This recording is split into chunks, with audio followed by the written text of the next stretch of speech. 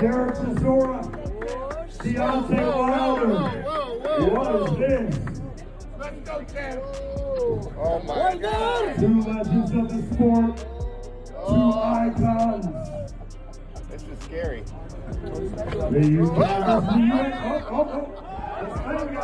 Tyson Fury just sent shockwaves through the boxing community with his bold prediction about Derek Chisora knocking out Deontay Wilder, backing his British compatriot to achieve what many would consider an upset in their rumored April showdown.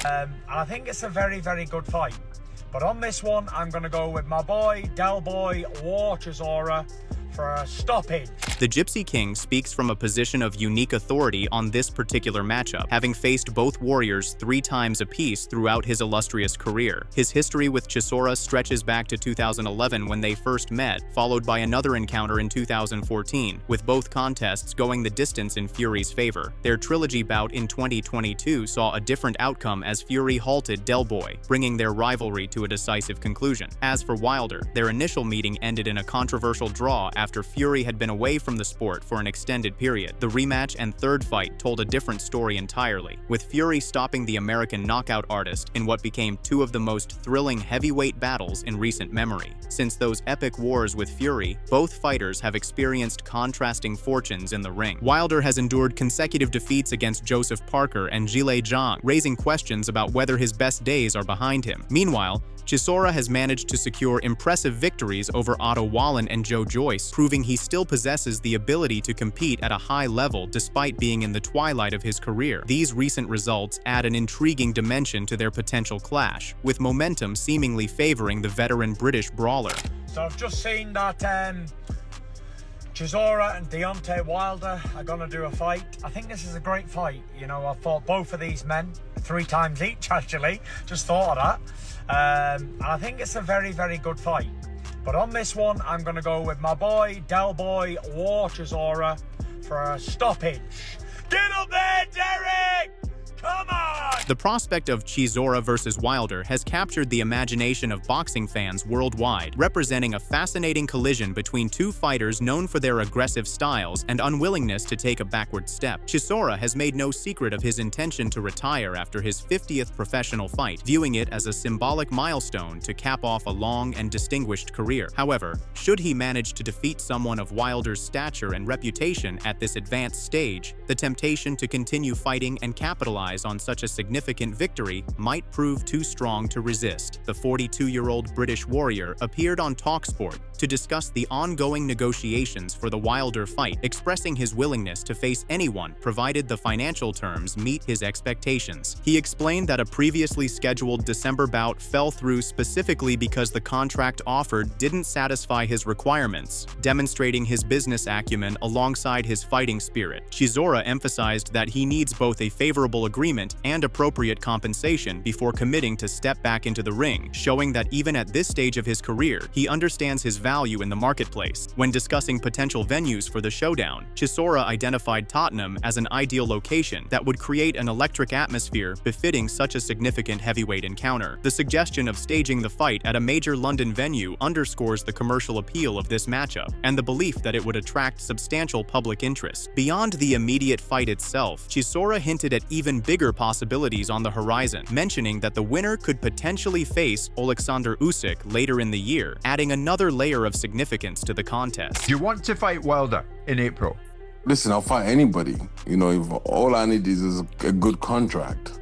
You know, the reason why we didn't fight in December, I didn't get a good contract. So I didn't fight in December. So right now I'm just wanting to get a good number, a good contract, and I'll fight. Have those negotiations started though, Derek, with Deontay Wilder? And you know, you're talking about 50 and out. This is your 50th fight. You wanted that big name. You're talking about modern legacies and names that are around. Deontay Wilder would fit the bill though, wouldn't he? That's a huge fight. That would sell a stadium. Listen, Deontay Wilder, me and Deontay will be amazing at Tottenham. That'll be amazing. Would you buy tickets for that, Spencer? Well, hopefully I'll be getting paid to be there, mate. I'll be working on it. Interestingly, Chisora shared information he had received suggesting that Usyk might instead face Andy Ruiz in Las Vegas, rather than fighting the winner of his potential bout with Wilder. Ruiz remains one of boxing's most memorable recent stories, having shocked the world by stopping Anthony Joshua at Madison Square Garden in June 2019 after stepping in as a late replacement, although Joshua reclaimed his titles 6 months later through a disciplined points victory in their Saudi Arabian rematch. That initial upset cemented Ruiz's place in heavyweight history. Since then, however, the Mexican-American fighter has been notably inactive, competing just 3 times over 6 years with wins against Chris Arreola and Luis Ortiz before settling for a draw with Jarrell Miller in his most recent appearance during 2024. Wilder himself is in line to fight Alexander Usyk later this year, and if he fights you in April, this would be a tune-up fight. Oh yeah, the winner might end up fighting Alexander Usyk. We never know. Well, in a crazy world of boxing, mate, that's pretty much how it could happen, isn't it? Because if that is the case, and Deontay Wilder, and it was strongly rumoured that he was fighting Alexander Usyk next, and now he said that he wants a warm-up fight. He's chose you as that fight. If you come through this one, and although you said it's 50 and out, and we know what you're like, you change your mind like the weather, and it probably won't be 50 and out, it'll be then you and Alexander Usyk. In a crazy world of boxing, mate, at this stage of your career, could you imagine that? Imagine anything in life, you know. Life is just a beautiful thing, you know. Things happen for a beautiful reason. Listen, if the fight with Deontay happens and the winner will fight Usyk, that'll be amazing. And right now I'm hearing Usyk is fighting, what's his name? What's the Mexican kid? What's his name? Ruiz, in Vegas. Andy Ruiz. Yeah, Andy Ruiz. So that's what I'm hearing right now. So listen, when we do make things happen with Deontay Wilder, I'll let you guys know. But would you consider yourself to be part of a tune-up fight to allow Wilder a pathway into fighting Usyk? Listen, I don't mind a tune-up fight. People can call me whatever they want, as long as I'm getting paid.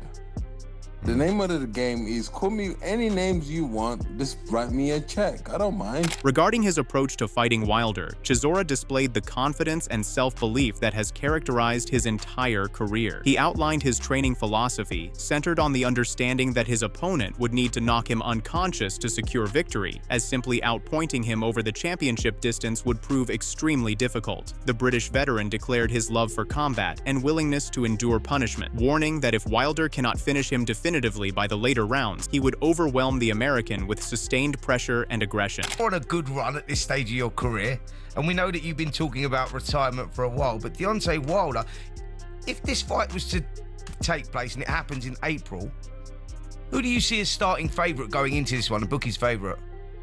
Because you could quite be that guy. You know what, Spencer? I'll be honest with you. I don't really look at bookies. People come up with knowledge of who's gonna win, why they're gonna win it. I don't look at it. I just train to my ability, knowing that the guy in front of me, for him to win this fight, he has to knock me out, like proper lights out. So if he can't do that in round 10 or 12, I'm gonna eat him up. You know, that's how I train. I just finished sparring right now, and I just ate the guys up, and I've been sparring for almost about 6 months. So I don't mind. So I like to fight. I like pain. I like everything. So if the fight does happen, let me explain something to you fellas. When questioned about whether Wilder has declined significantly from his prime years, Chisora offered a surprisingly sympathetic and nuanced perspective. He referenced the personal struggles Wilder experienced during his divorce proceedings, noting that the emotional toll of such difficulties inevitably affects athletic performance. Chisora even mentioned that Wilder recorded a song dedicated to his ex-wife that achieved chart success, illustrating the depth of his emotional investment in that relationship. The British fighter suggested that going through such a painful situation while simultaneously maintaining a professional fighting career naturally diminishes the intensity and focus required for peak performance. Do you think Deontay Wilder has to some extent lost his spark, Derek? That he wasn't the wrecking ball that he once was? No. Listen, he went through some stuff with his ex-wife. You know, he even wrote a song for his ex-wife, and then suddenly that song became #1. And then, you know, when you go through a divorce and you go through a hard, painful situation and you're still fighting, you know, it kind of takes that venom away from everything you're doing. And now he's the guy I speak to almost sometimes.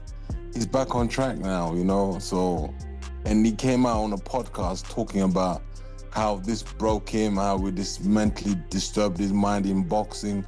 And then after he lost 2 fights, she goes to him, I don't want to be with you. She left him, you know. So listen, the guy I'm fighting now is a different guy that Zhang and Joseph Parker boxed.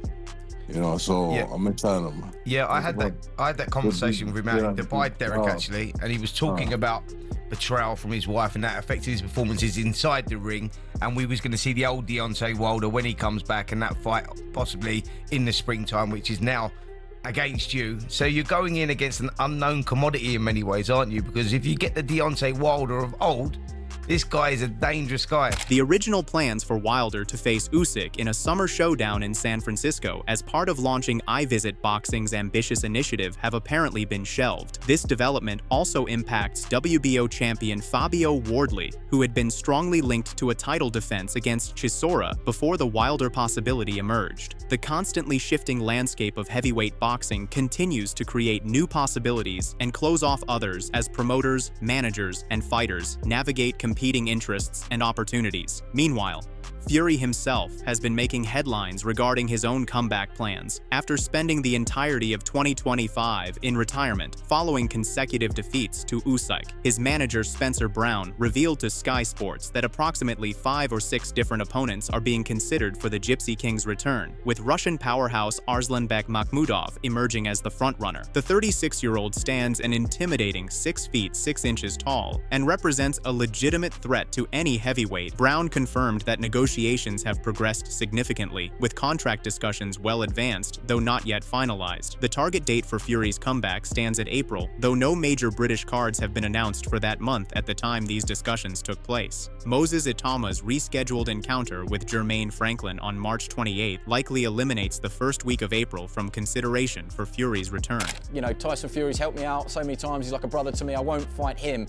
So that sort of leads us on to Tyson Fury, and we're all playing the game now, and we're hoping you can help. He's back. When do you expect him to fight, and who against realistically? Look, there's 4 or 5 different opponents we're looking at. There's a few that tweak our interest. We're looking to, you know, we are really down the road with the contract, so we've got a bit more work on them, or quite a bit more work on them, but we are down the road, and an announcement is imminent. You know, and you will see Tyson back in the ring, and the opponent, you know, we're looking and talking to various opponents at this very moment. You represent Jarrell Miller. Is that sorry, someone? I will say as well, we're looking to get out in April. April, okay, that's fair enough. Yeah. Arslanbek Makhmudov is a name that I've heard you say. I know you represent a number of heavyweights. Jarrell Miller is one of those. The likes of Wardley, Dubois don't feel like comeback fights. They feel like big fights and potential world title fights down the road, especially in Wardley's case. Is Makhmudov, would you say, the lead contender?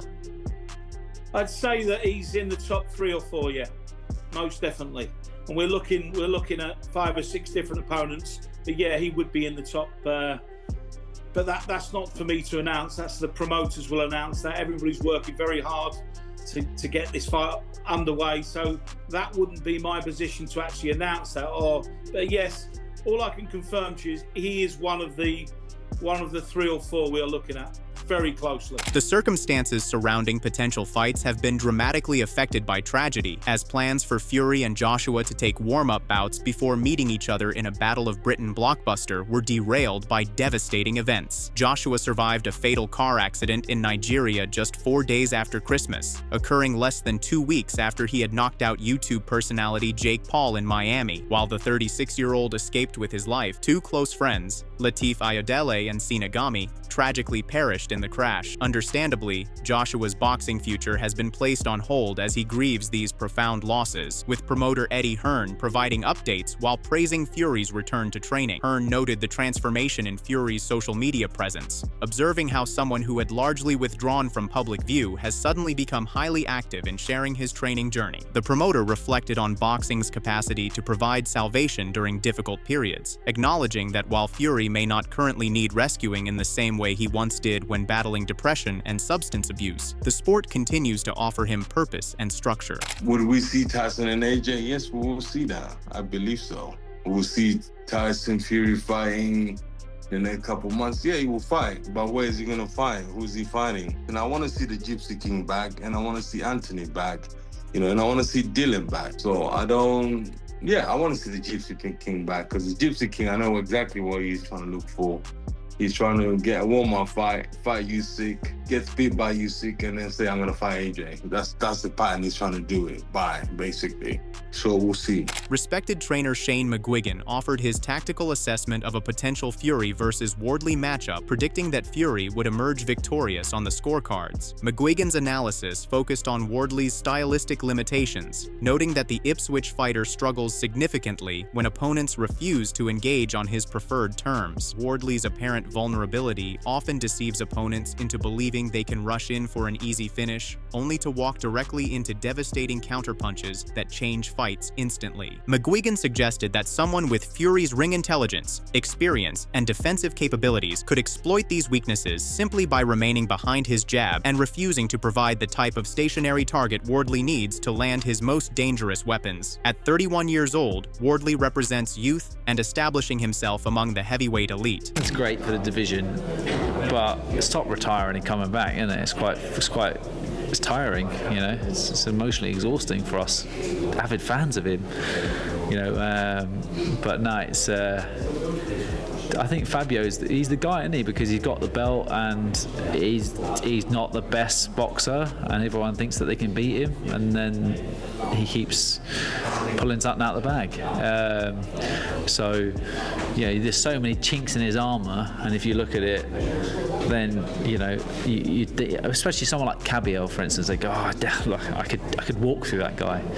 But really, Fabio is only good when you go to him. That's why Tyson Fury beats him, in my opinion, is because they'll just go away from him. He can't pick his feet up. Like he generates that power when you come in.